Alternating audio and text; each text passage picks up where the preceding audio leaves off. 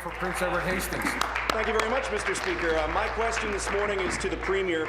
Premier, last week you admitted that the decision to cancel the gas plants in Mississauga and Oakville was a political decision, but you've yet to say whose political decision it was.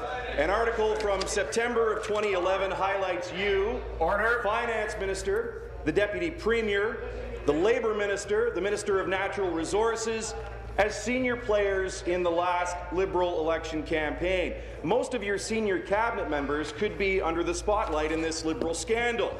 Did one of them actually make the call to cancel the power plants, or was it, as we've suspected all along, unelected Liberal Party officials that were desperate to save a couple of Liberal seats in the GTA? Premier, will you stand in this House today and tell us whose idea was it to cancel those power plants? Premier. House Leader, Mr. Speaker. House Leader. Thank you very much, Mr. Speaker. The question of the member from Lanark will withdraw, and there's a reason for that, and I think he understands why. Thank you.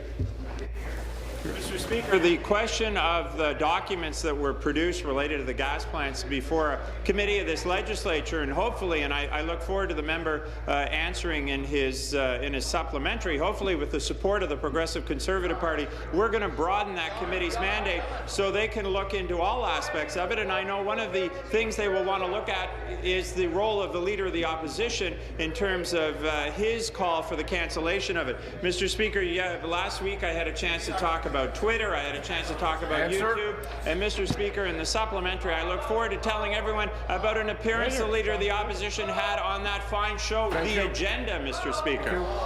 Supplementary. Speaker, there have been strings attached all the way along. We wanted these documents back in May of last year, and this Premier has had almost 5 months since this scandal ended upon the floor of the House to ask who was responsible for this campaign decision. Are you asking us to believe that you have not asked even one of your cabinet ministers or senior Liberal Party officials about it in that time? If you have asked those questions and you still don't have the answers, then it's clear that the vote you lost last Thursday afternoon here in this House isn't the first sign of a lack of confidence your caucus has shown for you. Premier, you've had 5 months to find out who's responsible for making that decision. If you still don't know who made the decision, what makes you think that you're responsible enough to sit in that chair? Mr. Speaker, I listened intently to the honourable member's question, and nowhere in there did I find out if their party will be supporting the broadening of the committee's mandate. Mr. Speaker, no strings attached on this side. I will stand in this House at the end of question period if he likes, and we can pass that unanimous consent motion. But, Mr. Speaker, I promise the agenda. Leader of the Opposition. Please, February 28, 2013, the host Steve Paikin about the Mississauga gas plant, but you would have cancelled it as well. The Leader of the Opposition, well, let's be clear, I never would have built those plants. I objected to that from the beginning.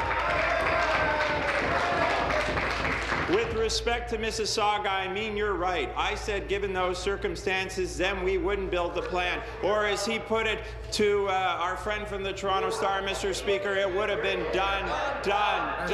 So the real question, Mr. Speaker, is will the Progressive Conservative Party talk about its decision-making? Will they table